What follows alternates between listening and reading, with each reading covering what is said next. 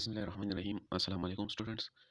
इस वीडियो में मैं आप लोगों को बताऊंगा सबसे पहले कि PHSA क्या है, ठीक है। और इसकी नर्सिंग कैसी है, ठीक है। इसमें सीट्स कैसे है, उसकी डिस्ट्रीब्यूशन कैसी है, एलिजिबिलिटी क्राइटेरिया कैसा है, उसका फीस स्ट्रक्चर कैसा है, अप्लाई आप लोगों ने कैसे कैसे करना है, ठीक है। और ये दूसरे जो नर्सिंग है, ठीक है, दूसरे इंस्टीट्यूट्स या उसमें नर्सिंग उससे ये किस तरह अलग है, ठीक है, इसके फ़ायदे क्या है। तो वीडियो शुरू करते हैं इस पे। तो सबसे पहले बात ये है कि इसके एडमिशन्स अनाउंस हो गए हैं, ठीक है।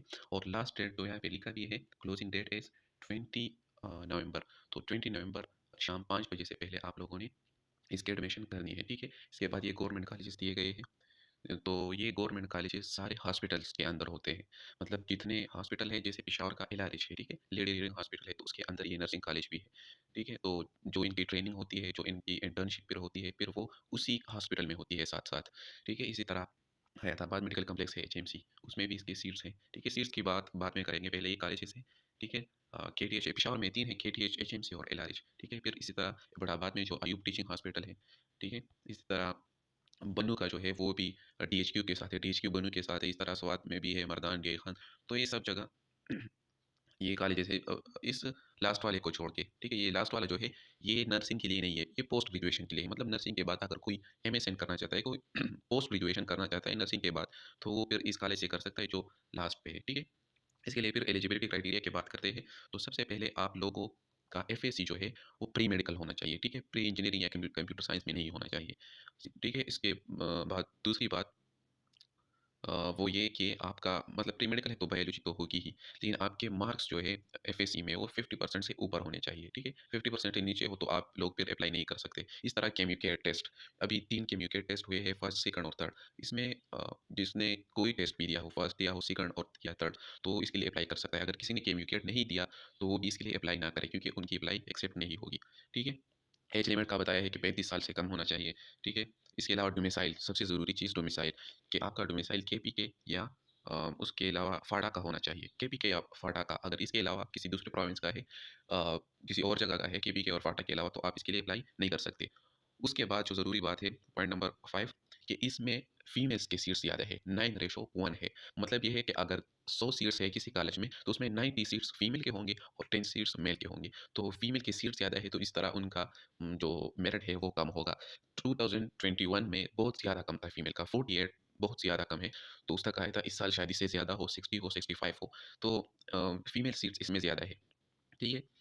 और फिर अप्लाई का तरीका भी उन्होंने बताया है कि आप लोगों ने सबसे पहले, वो शायद मैं अगली वीडियो में बता दूँ, लेकिन यहाँ शॉर्ट बताऊंगा कि आप लोगों ने ऑनलाइन जो फॉर्म होता है इनकी वेबसाइट पे, उस पे अप्लाई करनी है। उसके बाद यहाँ पे अकाउंट नंबर दिया गया है पॉइंट नंबर 7 में। उस अकाउंट नंबर पे आपने जो बैंक का है, जो बैंक का नाम लिखा है, नेशनल बैंक ऑफ पाकिस्तान एतमाद ब्रांच, ठीक है, जो एतमाद ब्रांच होता है इसमें, उस वहाँ जाके आप लोगों ने इस अकाउंट नंबर पे 500 रुपये जमा करने हैं, ठीक है। और उसका जो सबूत होगा, जो प्रूफ होगा, वो अपने साथ रख लेना है, ठीक है। तो ये थोड़ी सी बात अप्लाई की हो गई, उसके लिए मैं अलग भी वीडियो बनाऊंगा, ठीक है। तो अब थोड़ी फीस स्ट्रक्चर की, मेरिट की, और जो एग्रीगेट फार्मूला है, ये भी एग्रीगेट बेस पे एडमिशन देते हैं, तो उस पे बात करते हैं, ठीक है। ठीक है, तो यहाँ पे अब सीट्स है, ठीक है। तो एबटाबाद में जो अयूब टीचिंग हॉस्पिटल है उसमें 100 सीट्स है, केटीएच में 100 है, और बाकी जितने भी है उसमें 50-50 सीट्स है, ठीक है। तो ये तकरीबन 650 650 सीट बनते हैं, जिसमें 550 गर्ल्स के लिए, फीमेल्स के लिए है, और बाकी 100 सीट्स जो है वो बॉयज़ के लिए है, ठीक है। इसी तरह कुछ डिस्ट्रीब्यूशन है, शायद मुझे थोड़ी गलती हो गई हो, लेकिन 650 है और 550 तक फीमेल्स के लिए ही है। थोड़ी बात अगर अब इसके मेरिट पे की जाए, 2021 का है, तो ज़ाहिर-सी बात है इस साल ज़्यादा होगा इससे। तो तब मेल का ज़्यादा था, क्योंकि उनकी सीट्स कम है और फीमेल का बहुत ज़्यादा कम था, ठीक है। तो फीमेल को चाहिए, जो जितनी भी फीमेल्स है जिनका 60 प्लस है, कि वो ज़रूर इसमें अप्लाई कर लें, ठीक है। मेरिट की बात करें, मेरिट फार्मूला की, मेरिट फार्मूला है, एग्रीगेट फार्मूला एक ही चीज़ है। तो उसमें 10% आपका मेरिट काउंट होगा, 50% एफएसी और 40% आपका केम्यूकेट, ये सब मिला के एक परसेंटेज बनाएंगे, और उसी हिसाब से आप लोगों को एडमिशन देंगे। जो सबसे टॉप वाले होंगे वो पेशावर में हो जाएंगे। मतलब सबको अब एचएमसी पसंद है, मतलब सबसे ज़्यादा प्रियॉरिटी वाला जो है, वो शायद किसी का एचएमसी है या एलआरएच है। तो जब जिसका सबसे ज़्यादा एग्रीगेट होगा वो वहाँ हो जाएंगे। इस तरह फिर मर्दान, स्वात, डीआई खान, इसमें एडमिशन मिलेंगे, ठीक है। और सीट्स की बात मैंने पहले भी की कि 550 है, तो सॉरी मैंने 650 कहा था, 550 है, जिसमें 90% फीमेल्स के लिए है और 10% सीट्स मेल स्टूडेंट्स के लिए है, ठीक है। आगे प्रोसीजर की अगर बात करें कि हमने अप्लाई कर दी है, ठीक है, हमने अप्लाई कर दिया, हमने पैसे भी जमा कर लिए हैं, तो अब उसके बाद क्या करें? उसके बाद आप लोगों ने कुछ नहीं करना, उसके बाद 23 नवंबर को 20 नवंबर को अप्लाई खत्म हो जाएगी, ठीक है? 23 नवंबर को इनका ये अपनी वेबसाइट पे एक लिस्ट लगाएँगे, सारे जितने स्टूडेंट्स ने भी अप्लाई की है, उन सारों की लिस्ट लगाएँगे कि इन-इन स्टूडेंट्स ने अप्लाई की है। उसमें आप लोगों ने ये चेक करना है कि मेरी अप्लाई हो गई है, मेरा नाम मौजूद है, ठीक है? अगर मौजूद है, तो उसमें कोई गलती तो नहीं है, मेरे नाम में, मेरे फादर नेम में, मेरे मार्क्स में, मेरी एग्रीगेट में, किसी चीज़ में मसला तो नहीं है। अगर मसला है, तो वो मसला आप 29 नवंबर 23 से 29 नवंबर तक ठीक कर सकते हैं। ठीक है? तो उसके लिए आप लोगों ने इन्हें ईमेल करना है, इनके ईमेल एड्रेस पे कि मेरा लिस्ट में मेरे इस चीज़ में मसला है, मेरा सीरियल नंबर या मेरा नेम ये है और यहाँ पे ये मसला है, आप लोग ठीक कर दें। ठीक है? फिर इसके बाद जो 14 पॉइंट है उसमें ये बात की है कि ठीक है, जनरल एक लिस्ट तो बन गया सारे स्टूडेंट्स का। अब सीट्स 550 है, ठीक है? और स्टूडेंट्स तकरीबन 2000 है या 3000 है, तो सारों को तो ये नहीं बुलाएँगे, ये तो ज़ाहिर-सी बात है। तो पहले जो 600 बंदे हैं या 700 बंदे हैं, उन्हें ये बुला लेंगे इंटरव्यूज़ के लिए, ठीक है? शॉर्टलिस्टिंग ये होती है कि पहले जो स्टूडेंट्स हैं जिनका पॉसिबल है, 600 है, 700 है, तो उन्हें बुला लेते हैं इंटरव्यू के लिए कि आप लोगों ने एडमिशन करना है, नहीं करना, और उनसे उनके ओरिजिनल डॉक्यूमेंट्स माँग लेते हैं कि आपने जो कहा था कि मेरे इतने-इतने मार्क्स है और मेरा डोमिसाइल केपीके का है, तो आप डोमिसाइल और जो रिज़ल्ट होता है वो सब कुछ चेक कर लेते हैं कि ये ठीक भी है या नहीं।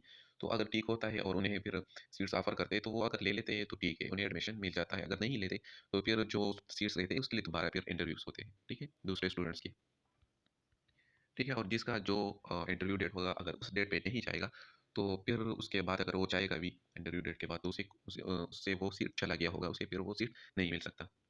और जो हाफ़िज़ कुरान है, ठीक है? तो उन्हें 20 मार्क्स मिलेंगे इसके इंटरव्यू के टाइम वो मतलब टेस्ट भी लेंगे हाफ़िज़ कुरान से। उनके मतलब उनसे क्वेश्चंस करेंगे कि उन्हें हिफ़्ज़ आता है या नहीं? अगर आएगा, वो टेस्ट पास करेगा, तो उनके जो एफएससी मार्क्स हैं, उनमें वो 20 मार्क्स ऐड कर देंगे। अगर उन्हें नहीं आएगा, तो उन्हें ये मार्क्स फिर नहीं मिलेंगे। ये भी इंटरव्यू के टाइम होगा। इंटरव्यू के टाइम आपसे आपका डॉक्यूमेंट्स पूछेंगे और अगर आप हाफ़िज़ कुरान हैं, आप कहते हैं कि मैंने हिफ़्ज़ किया है, तो उसका टेस्ट लेंगे। ठीक है? और जिन्हें ये इंटरव्यूज़ के लिए बुलाएँगे, उन स्टूडेंट्स को चाहिए कि खुद वेबसाइट पे जाके वो बार-बार वेबसाइट चेक करें, ठीक है? उन्हें कोई मैसेज नहीं आएगा इनकी तरफ से कि इनकी तरफ से ईमेल या मैसेज आएगा कि आप इंटरव्यू के लिए आ जाएँ। आपने खुद खुद को इससे मतलब अवेयर रखना है, बार-बार वेबसाइट चेक करना है कि मेरी इंटरव्यू होगी, नहीं होगी, किस डेट पे होगी, ठीक है? तो उससे आपने खुद अवेयर रहना है। अब थोड़ी बात इसके जो फ़ी है, फ़ी स्ट्रक्चर है, उस पे कर लेते हैं। तो सबसे बड़ा फ़ायदा पीएचएसए नर्सिंग का ये है कि इसकी जो फ़ी है बहुत ज़्यादा कम है, ठीक है? आप लोग यहाँ पे देख सकते हैं, जो इन्होंने पर सेमेस्टर फ़ी बनाई है इसकी, ठीक है? वो तकरीबन 4000 तो एडमिशन फ़ी है, ठीक है? और 4000 सिक्योरिटी है। ये हो गया 4000, ये हो गए, और 11,000 जो कॉलेज की ड्यूज़ है, कॉलेज की जो फ़ी है वो होती है 11,000, ये हो गई तकरीबन 15,000 पर सेमेस्टर है। बाकी कॉलेजेस का आप देख लें, अगर गवर्नमेंट हो तो उनका तकरीबन जो केएमयू के सीट्स होते हैं उनकी तकरीबन 60,000 70,000 तक फ़ी होती है पर सेमेस्टर। इसी तरह अगर प्राइवेट का देखें तो उसकी फ़ीस जो होती है पर सेमेस्टर, वो तकरीबन 1 लाख से तो ज़्यादा होती है, ठीक है? 1,07,000 1,10,000, तो उनसे अगर कंपेयर कर ले तो वो इनकी फ़ी तकरीबन 10 टाइम्स 10 टाइम्स या जो प्राइवेट है, और तकरीबन 5 टाइम्स जो गवर्नमेंट है, दूसरे जो केएमयू के नर्सिंग सीट्स होते हैं उससे कम है। तो फ़ी इंतहाई कम है। दूसरा ये गवर्नमेंट के साथ है, मतलब पीएनसी जो है पाकिस्तान नर्सिंग कौंसल, उसके साथ ये रजिस्टर्ड है। डिग्री जो होगी वो आप लोगों को केएमयू के साइड से मिलेगी, ठीक है? एफ़िलिएशन केएमयू के साथ है और वो पीएनसी रजिस्टर्ड होगी, ठीक है? वो डिग्री तो बिल्कुल ये सबसे मतलब अच्छा कह लें कि ये पीएनसी से रजिस्टर्ड भी है और केएमयू एफ़िलिएटेड भी है, और उसके अलावा इसकी फ़ी भी कम है, ठीक है? और इसके अलावा ये कुछ एग्ज़ाम की फ़ी भी फिर होती है, ठीक है? जो यहाँ पे लिखा है पर प्रोग्राम, का मतलब ये है कि आपसे मतलब 4 साल है आपका नर्सिंग, तो उसमें आपसे 1 दफ़ा लिया जाएगा पर प्रोग्राम, ठीक है? पीएनसी एनरोलमेंट फ़ी 1000 सिर्फ़ 1 दफ़ा देनी है। इस तरह केम्यू रजिस्ट्रेशन फ़ी है, ठीक है? केएमयू एफ़िलिएशन रिटेंशन फ़ी है, ठीक है?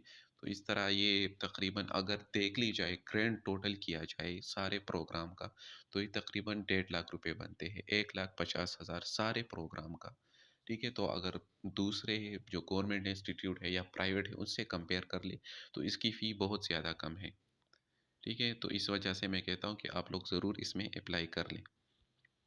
ठीक है, रिफंड पॉलिसी के बाद थोड़ी बात करते हैं कि अगर आपने फ़ी जमा कर ली और उसके बाद आप कहते हैं कि नहीं मुझे नर्सिंग नहीं करनी यहाँ पे, तो आपको आपकी फ़ी सारी कब लौटा दी जाएगी, आधी कब लौटाई जाएगी और बिल्कुल भी कब नहीं लौटाई जाएगी। तो अगर आप 7 दिन के अंदर-अंदर, ठीक है, 7 दिन के अंदर अ, आप एडमिशन कल कैंसल करते हैं, तो उसमें आपको आपकी सारी फ़ी वापस कर दी जाएगी, ठीक है? और अगर 7 से 14 दिन के अंदर में करेंगे, तो आपको आपकी आधी फ़ी लौटा दी जाएगी, ठीक है? और अगर 14 दिन के बाद करेंगे, 15-16 पे करेंगे, तो आपको आपकी फ़ी बिल्कुल भी लौटाई नहीं जाएगी, ठीक है? ये केएमयू की रिफ़ंड पॉलिसी है, तकरीबन सारे जो फ़ील्ड्स हैं, उसके लिए इसी तरह है। और दूसरी बात इन्होंने की है कि जो मतलब 14 दिन के बाद जो होगी, उसमें आपको सिर्फ़ आपकी सिक्योरिटी फ़ी दी जाएगी, ठीक है? जो तकरीबन ₹2,000 है, उसके अलावा कोई भी फ़ी नहीं दी जाएगी, ठीक है? तो ये तकरीबन सारे डिटेल्स हो गए हैं पीएचएसए के बारे में। तो अगर आप लोगों को अप्लाई करने के बारे में वीडियो चाहिए, ठीक है? तो उसके बारे में मुझे बता दीजिए कमेंट सेक्शन में, ठीक है? और अगर ये वीडियो अच्छी लगी हो, तो अपने दोस्तों के साथ, स्पेशली फीमेल्स के साथ ये ज़रूर शेयर करें, ताकि उससे ये मौका मिस ना हो, ठीक है? और उनका मतलब अगर वो नर्सिंग करना चाहती है, तो नर्सिंग के लिए सबसे बेस्ट ऑप्शन है कि वो यहाँ नर्सिंग कर ले, ठीक है? तो उन सब के साथ ये शेयर करें और मेरे इस चैनल को सब्सक्राइब करें। शुक्रिया।